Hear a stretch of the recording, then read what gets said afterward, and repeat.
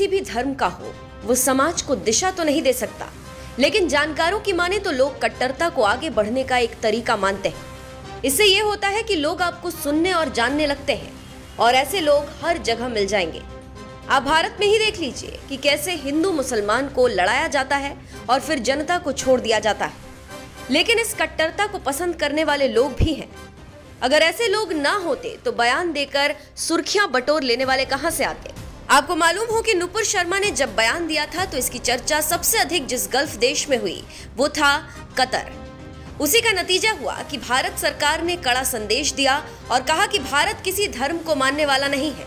भारत हर धर्म की इज्जत करता है और भारत में सभी धर्मों को आजादी है अपनी रीति और अपने पहचान के साथ जीने का। फिर कहीं जाकर मामला शांत हुआ, लेकिन अब वही कतर कट्टरता की बात करने लगा है।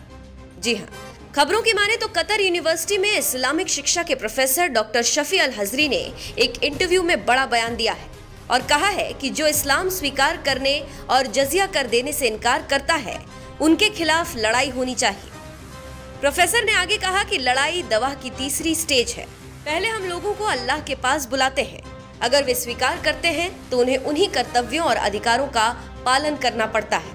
अगर वे इस्लाम स्वीकार करने से इनकार करते हैं तो उन्हें जजिया कर देना पड़ता है। जजिया कर भुगतान उन्हें दूसरों से सुरक्षा के लिए करना पड़ता है। अल हजरी यही नहीं रुके और कहा कि अगर वे ये कर चुकाने से भी मना करते हैं तो तीसरी स्टेज में उनसे लड़ाई होती है। उनसे लड़ाई जो दवा को अस्वीकार कर देते हैं, जो इस्लाम में परिवर्तित होने से इनकार कर देते हैं या जजिया कर देने से मना कर देते हैं।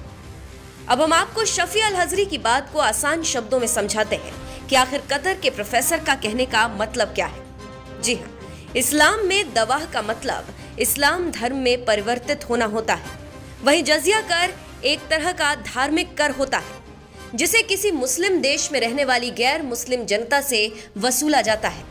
इसके बारे में आप अच्छी तरह से जानते हैं क्योंकि इसका इतिहास भारत में है और हम सब ने पढ़ा है और सुना है कि मध्यकालीन में मुस्लिम शासकों ने इसे भारत में लागू किया था। तो आप समझ गए होंगे कि आखिर कतर का कट्टरपंथी शासक क्या कह रहा है और उसका मतलब क्या है।